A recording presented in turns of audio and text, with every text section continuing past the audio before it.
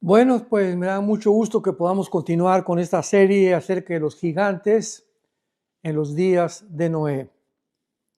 Uno de los pasajes más enigmáticos y aparentemente oscuros en la Biblia es el que encontramos en el capítulo 6 del libro del Génesis, donde se describe algo completamente inusitado, algo que trasciende completamente la comprensión humana, pero que sin embargo, desde que el ADN o el ácido desoxirribonucleico, que es la molécula que se descubrió en 1954 por el doctor Crick y el doctor Watson, que les adjudicaron premios Nobel de medicina y de química, hemos podido comprender muchísimo más la Biblia. Y es increíble que esto haya sido escrito hace 3.500, 4.000 años. Y en este pasaje del capítulo 6 del libro del Génesis, dice la Biblia, voy a dar la lectura a continuación y lo vamos a desarrollar poco a poco, aunque ya les recomiendo que vean la primera y la segunda parte, porque esta es la tercera parte de esta serie titulada, repito, Los gigantes en los días de Noé.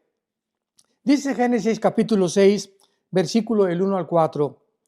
Aconteció que cuando comenzaron los hombres a multiplicarse sobre la faz de la tierra, y les nacieron hijas, que viendo los hijos de Dios, recordemos esta frase, los hijos de Dios, que las hijas de los hombres eran hermosas, tomaron para sí mujeres, escogiendo entre todas. Vemos completamente dos terminologías, hijas de los hombres, hijos de Dios. Y dijo Jehová, no contenderá mi espíritu contra el hombre para siempre, porque ciertamente él es carne, mas serán sus días 120 años. Había gigantes en la tierra en aquellos días. Y también después que se llegaron los hijos de Dios a las hijas de los hombres y les engendraron hijos, los gigantes le engendraron hijos a las hijas de los hombres, o sea, a mujeres humanas. Estos fueron los valientes que desde la antigüedad fueron varones de renombre. Esto, repito, es inusitado, enigmático, aparentemente algo oscuro, cuando no entendemos los avances de la genética, porque si nosotros hasta el siglo pasado, 1954, repito, alcanzamos a descubrir la molécula del ADN y las implicaciones que esto tiene, ahora existe el famoso método CRISP, con C de Carlos, R de Raúl, CRISP, tal como suena con P al final, CRISP, donde ya los genetistas están alterando, ya pueden meterse a poder modificar esta molécula y cambiar completamente el ADN de los seres humanos. No sabemos hasta dónde van a llegar, bueno, la Biblia nos los muestra, vamos a verlo tal vez en la cuarta, quinta parte de esta serie, a las modificaciones genéticas que encontramos en el capítulo 9 del libro del Génesis. Entonces, vemos de qué forma hubo una invasión, hubo una mezcla híbrida entre los ángeles caídos y las mujeres humanas. Durante el siglo pasado todavía se estuvo debatiendo, oiga, pero pues ¿cómo es posible esto? Si los ángeles, ¿cómo pueden meterse con las mujeres? Etcétera, etcétera. ¿Qué acaso los ángeles también tienen ADN? Bueno, hubo una serie de controversias, argumentos que se estuvieron poniendo en la mesa durante muchos años, y mientras más avanza la medicina y más avanza la genética, y además, mientras más rápido suceden los eventos, cumpliendo las profecías de los últimos tiempos, más rápida iluminación vamos a tener los cristianos para entender cosas que hace 2 años, que hace 5 años, mucho más, que hace 20 años, no podíamos entender. Como dice el libro de Daniel, capítulo 12, versículo 4, en el último tiempo el conocimiento aumentará y los entendidos comprenderán. Muy bien, vamos a leer ahora Génesis capítulo 3, versículo 15, que es otro pasaje donde podemos nosotros encontrar algo también enigmático, misterioso, creo que todavía más problemático aparentemente para poder comprender, que también no lo podíamos entender. ¿Cómo pongo énfasis en esto? Que mientras más avanzamos, más entendimiento tenemos de la Biblia, de las cosas aparentemente oscuras, veladas, que nuestra mente finita e ilimitada no podía comprender. Pero vean esto, por ejemplo, en Génesis capítulo 3, versículo 5. Y esto es al principio de la Biblia. Imaginémonos todas las cosas que tenemos que ir descubriendo, codificadas, encriptadas por el Espíritu Santo a través de los 66 libros que se encuentran en las Sagradas Escrituras. Dice Génesis 3:15, pondré enemistad entre ti y la mujer, entre tu simiente y la simiente suya. Esta te herirá en la cabeza y tú le herirás en el calcañar. Aquí tenemos nosotros que recurrir inmediatamente al original de las palabras que fueron escritas al español, pero que tienen su etimología en el lenguaje hebreo. Entonces, cuando vamos al lenguaje hebreo, o sea, al origen, al lenguaje original del Antiguo Testamento, encontramos algo completamente asombroso. Vamos a tratar de introducirnos en el lenguaje hebreo para que tengamos mucha más iluminación y comprensión de lo que se está diciendo. Y pondré enemistad entre ti y la mujer. Vemos nosotros que Dios está hablándole a Lucifer, a la serpiente antigua que engañó a Eva, sabemos en el capítulo 2 del libro del Génesis, y que les prometió a la primera pareja humana que iban a convertirse en dioses si ellos desobedecían a Dios, y ellos creían que había un campo del conocimiento mucho más amplio que el que Dios nos podía dar a través de su revelación. Como consecuencia de este pecado vino una enemistad. Esta palabra enemistad, que es la palabra Eva, E de Enrique, B de bueno, A de Armando, tal como suena Eva en el hebreo, significa un pleito continuo, una tensión continua entre dos grupos de personas. Y aquí claramente lo encontramos que no solamente va a ser entre dos grupos de personas, o sea, judíos y la descendencia de los árabes, etcétera, etcétera, que es el pleito que hasta ahorita se lleva a cabo durante muchos siglos entre árabes y judíos, sino que aquí el Espíritu Santo dice que este pleito, esta enemistad, esta tensión continua que iba a transcurrir por todos los siglos, iba a ser entre Satanás y las mujeres. O sea, en el momento en que Satanás escucha que Eva va a ser la mamá, va a ser la que va a traer al Mesías prometido, que iba a destruir a Lucifer a través del tiempo. Vemos que en la cruz del Calvario desarmó completamente, dice Colosenses capítulo 2, Cristo a las potestades y a los principados, pero hasta el final sabemos que Cristo destruirá a Satanás. Entonces Lucifer tuvo que intervenir inmediatamente. No, esto no puede ser. Voy a tratar de hacer algo para impedir que la semilla, la simiente de la mujer pueda nacer. Y ahora lo entendemos con más claridad. Pondré entonces una guerra, una enemistad entre ti y la mujer, entre tu simiente. Esta palabra simiente, todos ustedes que son estudiantes profundos de las Escrituras, escríbelo en la palabra original hebrea, cera, como suena con Z de cebra, de cero, cera, C-E-R-A, cera, y significa esperma. Linaje se tradujo en otras Biblias o descendencia. Entonces ya cobra un poco más de relevancia lo que estamos tratando de explicar. Vamos otra vez con mucho cuidado, lo que Dios le dice a Satanás. Tú vas a tener una simiente. Tú vas a tener un ¿qué? Un esperma. Tú vas a tener una descendencia, vas a tener un linaje que va a descender de ti. Aquí ya comenzamos a detenernos. ¿Está hablando Dios en realidad algo en serio? ¿Esto es literal? ¿Puede Satanás tener una descendencia? Vamos a verlo a través de este estudio, las implicaciones tan profundas que tiene esta declaración divina.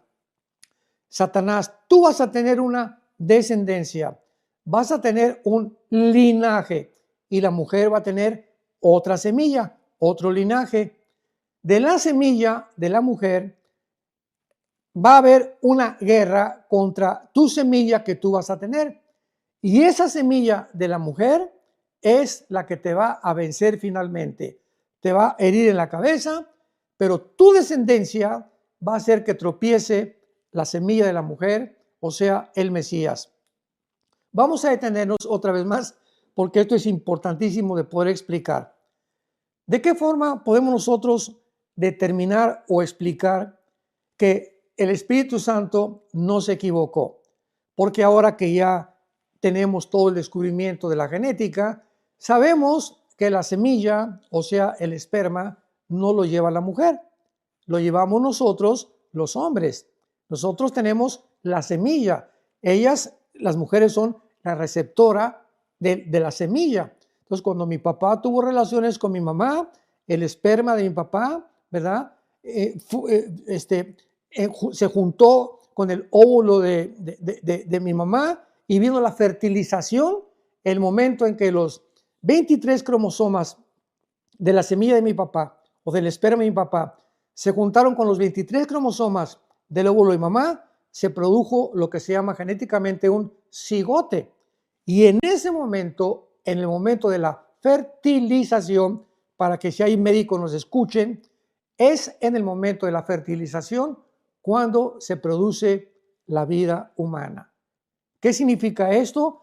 Que en el momento de la fertilización del esperma de mi papá con el óvulo de mamá, en ese preciso momento, toda la información genética que yo traía como hombre, que mi esposa traía como mujer, que mi papá traía, que mi mamá tenía, ya habían formado toda la identidad o la persona que iba a desarrollarse en el vientre de la mujer, y esa persona ya es un ser humano. Así que nos van a disculpar todos aquellos que están a favor del aborto, que a los 15 días o a los 2 meses o a los 3 meses se puede destruir el bebé. La Biblia dice claramente y lo confirma en el Salmo 139, que es exactamente en el momento de la fertilización cuando comienza la vida humana. Pero la pregunta que nos atañe es la siguiente: ¿cómo es posible entonces que la mujer se le diga que va a tener una semilla cuando no es la mujer? Ya lo sabemos por la genética moderna, es el hombre el que la tiene. Bueno, aquí se está profetizando de una forma maravillosa que el Mesías que iba a venir a través de María iba a nacer por un esperma, por una semilla. Como la mujer no puede tener esta semilla, ¿quién iba a poner esta semilla si el Mesías tenía que nacer virginalmente? Y ya encontramos en Lucas y en el Evangelio de Mateo el nacimiento de Jesucristo, que se le aparece un ángel a la Virgen María, a Miriam, porque el nombre en el griego es Miriam, no es María. Bueno, no importa tanto, pero vamos a ser un poco más bíblicos. Y el ángel le dice a Miriam, vas a ser mamá. Y ella responde, ¿cómo que voy a ser mamá? José y yo estamos desposados, o sea, comprometidos, pero todavía no tenemos relaciones. Entonces, ¿cómo puedo yo embarazarme? Y tú me dices que me voy a embarazar cuando José y yo no tenemos absolutamente nada, ni nos hemos casado de una forma judía oficial. Y entonces el ángel Gabriel le dice a Miriam o a María, mira María, el santo ser que vas a llevar en tu vientre, José no va a tener nada que ver. Va a ser una obra completa de Dios. El Mesías o el hijo que tú vas a tener va a nacer sobrenaturalmente por la obra y la gracia del Espíritu de Dios. En otras palabras, ahora que tenemos más conocimiento de la genética, todo esto es maravilloso porque durante muchos siglos nadie podía entender por qué José y María no podían tener relaciones como cualquier pareja humana para que naciera Jesucristo, hasta que se descubre el ADN. 1954 del siglo pasado comenzamos a entender y la Biblia tenía razón. Esto es maravilloso porque la Biblia es la historia del ser humano contada por adelantado. Dios adelantó a siglos y siglos y siglos de nuestro conocimiento simplemente para demostrarnos que solo Dios puede adelantarse con tanta exactitud y con tantos detalles, dejarlos escritos para que corroboremos, confirmemos nosotros que realmente es una obra sobrenatural la palabra de Dios. Entonces, el ADN ya nos demostró y nos enseñó que el varón tiene, ¿verdad?, los cromosomas XY y la mujer tiene el cromosoma XX. Esta es la composición genética del varón y de la mujer. Entonces, si tú tienes el cromosoma XY, eres, ¿qué cosa? Eres varón, de los pies a la cabeza. Y la mujer si tiene XX, es mujer, con otra disposición para poder enfrentar la vida, con otras características anatómicas, con otro sistema reproductivo completamente diferente al del hombre, etcétera, etcétera. Entonces, la Biblia nos descubre también que es el hombre el que transmite el pecado. ¿Qué cosa estoy diciendo? Que es el hombre, como lleva el hombre la semilla y la semilla se transmite por el hombre, la mujer es la receptora, es el hombre el que es el transmisor directo, literal, del pecado. Veamos esto. No se adelante. Yo les dije que íbamos a pensar un poco más profundamente. Romanos 5:12, dice la Biblia, y así como el pecado entró al mundo por Eva, ¿no? Dice Romanos 5:12, el pecado entró al mundo por un hombre. ¿Pero cómo? Entonces, ¿quién fue el que pecó en el jardín del Edén? Otra pregunta, ¿Adán o Eva? Sabemos que fue Eva la primera que pecó, ¿verdad? Y entonces ella le compartió el fruto prohibido a Adán, pero fue ella la que inició el pecado. Entonces, como dice el apóstol Pablo, y aparentemente creemos que aquí hay otra contradicción, aquí la Biblia se está contradiciendo, de ninguna manera. El problema somos nosotros, el problema no es de Dios. Tenemos que entender claramente y buscar las conexiones para entender la mente de Dios. Cuando la Biblia dice en Romanos 5:12 que el pecado entró por un hombre al mundo y por el pecado la muerte, y de esta manera la muerte se transmitió a todos los hombres por cuanto todos pecamos. Qué impresionante está esto. O sea, el pecado entró al mundo por el varón. Esto no significa que la mujer no sea pecadora. Claro que es pecadora también, ¿verdad? Porque la infección fue hombres y mujeres, pero el transmisor es el hombre. Vamos a poner un poco más claro para que lo podamos entender. Si desapareciéramos, si estuviéramos en una isla y no hubiera nadie más que mujeres, no habría reproducción, ¿correcto? Hasta ahí se quedó el ser humano. ¿Por qué? Porque entre las mujeres no se pueden reproducir. Y si nos encontramos puros hombres, tampoco podría la humanidad reproducirse. Forzosamente tiene que haber los dos sexos, el hombre y la mujer. El que transmite la semilla y la que recibe la semilla, que es la mujer, para que en el vientre de la mujer pueda entonces el ser humano desarrollarse y nacer. Así que esto es lo que la Biblia quiere decir, que a través de la transmisión de la sangre, a través de la sangre se transmite el pecado. Entonces, cuando el hombre y la mujer tienen una relación sexual, ahí va en la sangre del varón y en la sangre de la mujer, ¿verdad? Se transmiten todas las herencias, tanto de uno como del otro. Pero en este caso, el Mesías o el Hijo de Dios no podía nacer con pecado.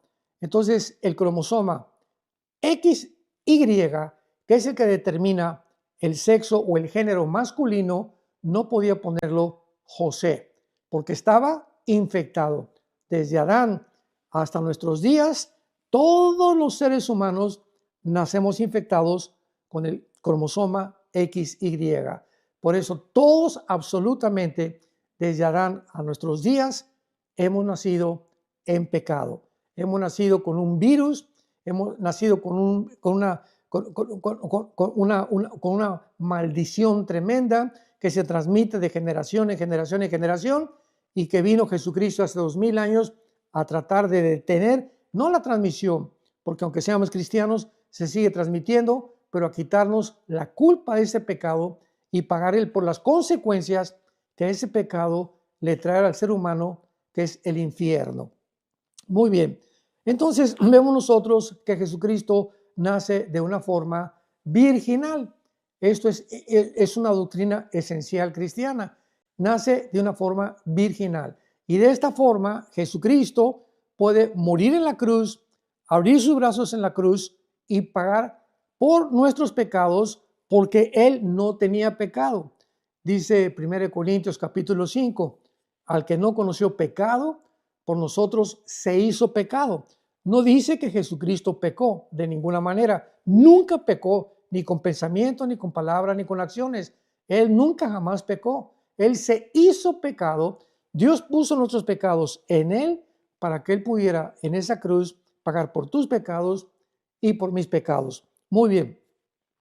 Una vez que podemos entender esto más o menos de por qué estos ángeles atacan a la raza humana, a las mujeres, para tratar de qué cosa, de degradar el ADN. Ahora lo podemos entender más claramente. La primera intención, la primera motivación de Satanás fue el primer intento de poder pervertir la genética humana, para que de esta manera el Mesías que vendría por la mujer no pudiera nacer. ¿Qué pasó con esta mezcla de las mujeres humanas con los ángeles caídos en Génesis capítulo 6? Dice la Biblia en el versículo 4, y había gigantes en la tierra en aquellos días.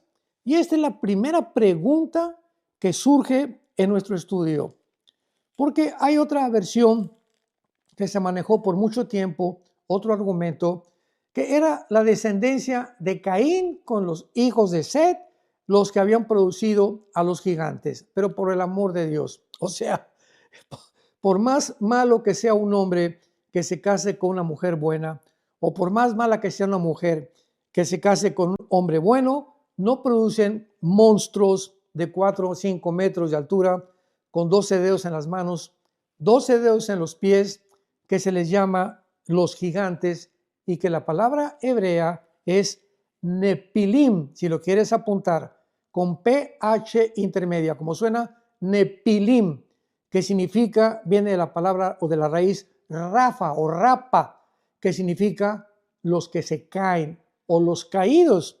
Ya nos acercamos un poquito más. Sabemos que los únicos ángeles que realmente se rebelaron contra Dios se les llama los caídos. ¿Por qué? Porque cayeron sobre la tierra para tratar de ahí en adelante de infiltrar, de poder influir, de poder destruir, abortar la obra de Dios con la raza humana. Entonces, había gigantes, había Nepilim en aquellos días y también después, y lo dice claramente, que los hijos de Dios se llegaron a las hijas de los hombres. Esta frase, hijos de Dios, se repite únicamente en todo el Antiguo Testamento 4 o 5 veces máximo. Y las 4 o 5 veces que se repite la frase hijos de Dios, siempre se refiere o se adjudica a los ángeles caídos. Así que lo vemos también en la etimología. Una cosa son los hijos de los hombres, los hijos de las mujeres, pero aquí los hijos de Dios, un término que se le adjudica en el Antiguo Testamento a los ángeles caídos. Muy bien. Ahora nuestro estudio va a competir, ¿verdad? O vamos a tratar de establecer algunos principios muy importantes para demostrar la existencia que durante casi un milenio, casi 1000 años, nuestro mundo estuvo ocupado por estos mismos gigantes. ¿Y saben ustedes quién fue finalmente el que acabó con la raza de gigantes? Fue el rey David, que nos vamos a ver en los siguientes estudios. Vamos a hacer un estudio bastante lento para que puedan ustedes ir comprendiendo claramente, porque son doctrinas y son estudios o enseñanzas que casi no se escuchan en ningún lado y tienen una profundidad asombrosa porque nos ayuda a entender la frase de Jesucristo en Mateo 24, 37 al 39, más como en los días de Noé. Así será la venida del Hijo del Hombre. Entonces Jesucristo no dijo como en los días de David, no dijo como en los días de Sansón, como en los días de Salomón. La generación que Cristo usó para poder compararla con la generación que estamos tú y yo viviendo actualmente, ¿cuál fue? Los días de Noé. Así que pues es lógico que si queremos entender cómo fue los días de Noé y la comparamos con las características de la vida que estamos teniendo y el tiempo que estamos viviendo, vamos a tener una amplitud mucho más grande, un espectro más grande de conocimiento acerca de lo que Dios y Jesucristo nos quería dar a entender. Muy bien. Si en los días de Noé hubo este ataque a la genética humana, ¿acaso implica que también en la época que estamos viviendo va a haber algún deterioro? ¿Va a haber algún ataque contra la genética? Podemos ya ahorita en el siglo XXI, escúchenme muy bien, ser testigos de lo que están pasando en laboratorios clandestinos y de qué forma el ser humano, principalmente en estos 26 años que llevamos del siglo XXI, cómo el ser humano se ha atrevido a ya comenzar a propagar, como en el famoso Foro Económico Mundial de Davos, Suiza, por este hombre psicópata, Yuval Noah Harari, que es el consejero del Foro Económico Mundial, decir que el ser humano va a producir una super raza de seres humanos, que ahora con la genética que tenemos, con la inteligencia artificial y con los conocimientos que tenemos de la tecnología, el ser humano, bueno, pues si somos el producto de los changos, si realmente venimos de la evolución, pues es la hora que usemos los medios alternativos como la genética, la tecnología, la inteligencia artificial para producir un mejor ser humano, mejorar al ser humano. O sea, atreverse a creer que el ser humano puede hacer algo mejor que Dios. Esa es la idea del ser humano, una idea psicótica completamente, una idea psicopática completamente. Solamente es una locura ni siquiera atreverse a decir eso. Eso es lo que se está enseñando en los laboratorios, en las universidades y políticamente en el foro de Davos, donde empresarios, presidentes, diplomáticos, escritores, filósofos escuchan las palabras de este señor Noah Harari. Buscan en Google Noah Harari con H, Harari.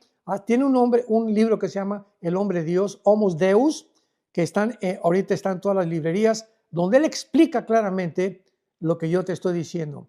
Para que veas que aquí no hay ningún invento, estamos hablando la realidad de lo que está pasando en el mundo a la luz de las Escrituras. Muy bien. Veamos entonces rápidamente en el libro de Génesis capítulo 6 algunas características que existieron en el día de Noé para ir abarcando más adelante el proceso y el desarrollo de cómo se multiplicaron los gigantes durante ese tiempo y cómo los gigantes fueron los primeros que trataron de impedir que el pueblo judío entrara a la tierra de Canaán. Aquí ya vemos claramente que estaban marcados completamente como entidades malignas para abortar el plan de Dios. El plan de Dios era que cuando Dios sacó a los judíos de Egipto, introducirlos a la tierra de Canaán, pero ahí los estaban esperando los gigantes. Estos seres híbridos de 4 o 5 metros de altura. Vamos a ver a Goliat, que fue uno de los que pelearon contra David, ¿se acuerdan? En 1 Samuel capítulo 17, y vamos a ver con detalles todos y cada uno de estos acontecimientos. Pero veamos algunas características importantes de los días de Noé, aparte de la invasión genética que hubo de los ángeles caídos. Dice Génesis 6, versículo 11 y 12. Y se corrompió la tierra. Esos son los tiempos de Noé.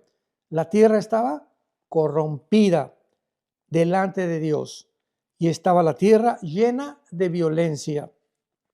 Y miró Dios la tierra, he aquí que estaba corrompida, porque toda carne había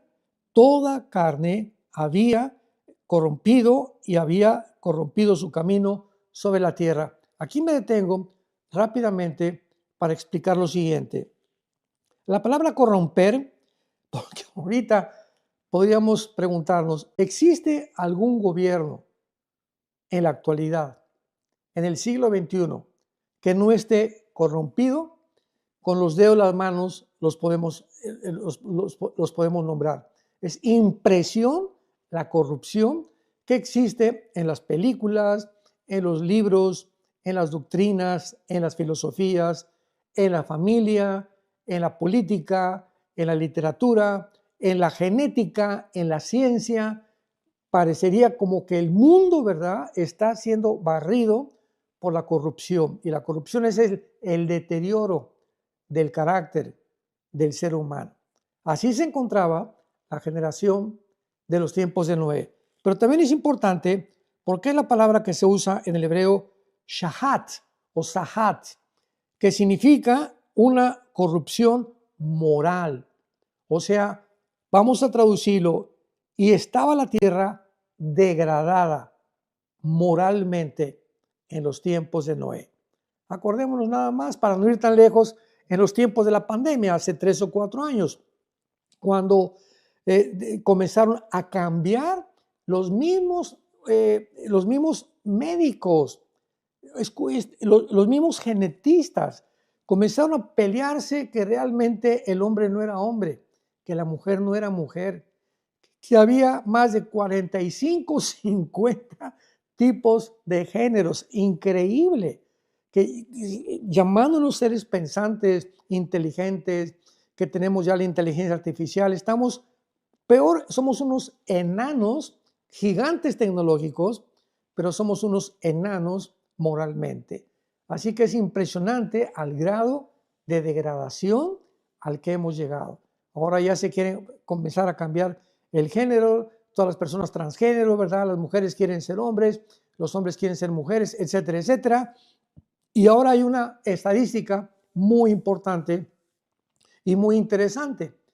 De acuerdo a un último reporte, el 65% de las personas, el 65-70% de las personas que han hecho la cirugía o la operación para cambiarse de sexo, o sea, el transgénero, el que va más allá de su propio género con el cual Dios nos hizo para nacer, se quitan la vida, se suicidan. ¿Por qué? Porque es una maldición. O sea, el 65% de las personas que se han hecho la operación para cambiar de sexo acaban quitándose la vida. Se corrompió la tierra y estaba la tierra aparte llena de violencia. ¿Qué es lo que vemos actualmente? Guerras, rumores de guerras, que a Irán, que Hezbollah, que Israel, que Estados Unidos, que China, que Rusia invade Ucrania, que la OTAN tiene miedo, que ahora van a tomar Groenlandia, que hay que defender Groenlandia contra China y contra Rusia. Vemos un mare magnum actualmente en el mundo de tensión.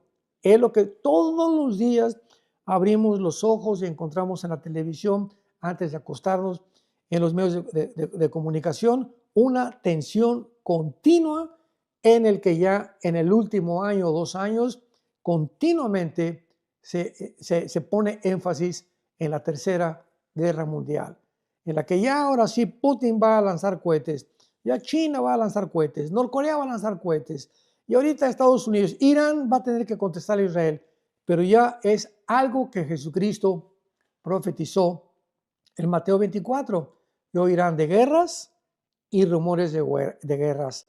Pero esto no es el fin, ¿verdad? Es el principio de los dolores, como dijo Jesucristo. Así que esta era la característica en los tiempos de Noé. Una degradación completa, una corrupción moral y además violencia por todos lados. Y dice la Biblia en versículo 12, y miró Dios la tierra, y la tierra estaba corrompida, se usa la palabra shahat, porque toda carne había corrompido su camino sobre la tierra. O sea, realmente era una verdadera Sodoma y Gomorra, el mundo en los tiempos de Noé. Vamos a ver en esta cuarta parte ya abarcar el mundo de los gigantes y vamos a ir desarrollando el estudio claramente muy sistemático desde el capítulo 2 del Deuteronomio para ir viendo el avance de los gigantes y de qué manera estos gigantes o estos Nefilim estaban poblando completamente la tierra de Canaán y fueron más de 8 o 10 tribus de gigantes que poblaron el mundo y que se repartieron el mundo, como lo vamos a ver con la evidencia de las pirámides de Egipto, las de Machu Picchu y cosas que dices, estas construcciones, estos megalíticos, no pudieron haber hecho por hombres. ¿Quiénes fueron, verdad? Estos pobladores que estaban infiltrados, ángeles caídos, que habitaron aquí en la tierra en ese tiempo y que fueron destruidos por el diluvio y que van a volver. Loving you alone feels so beautiful, and yet it hurts the most. You became my quiet sunrise, the dream I never dared to say. Every smile you gave so freely took my breath a little away. I held this love like fragile glass, so precious, soft and true. But every beat inside my heart was only reaching out to you. Unspoken love is sweet and painful, like honey mixed with rain. A tender hope I hold so tightly, while it slowly breaks me. Loving you from just one side now leaves my soul in silent blue. 'Cause the deeper that I fall alone, the lonelier I do. I can't blame my heart for choosing someone it could never keep. So I smile through hidden heartache and love you quietly. Unspoken love is sweet and painful, like honey mixed with rain. A tender hope I hold so tightly, while it slowly breaks me. Loving you from just one side now leaves my soul in silent blue. 'Cause the deeper that I fall alone, the lonelier I do.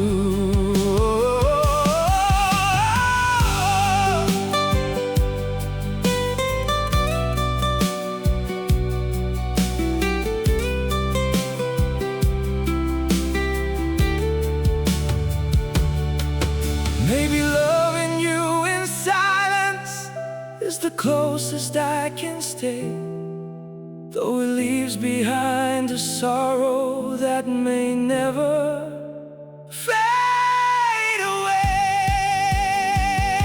Unspoken love is sweet and painful, like honey mixed with rain. A tender hope I hold so tightly, while it slowly breaks me. Loving you from just one side now leaves my soul in silent blue. 'Cause the deeper that I fall alone, the lonelier I do.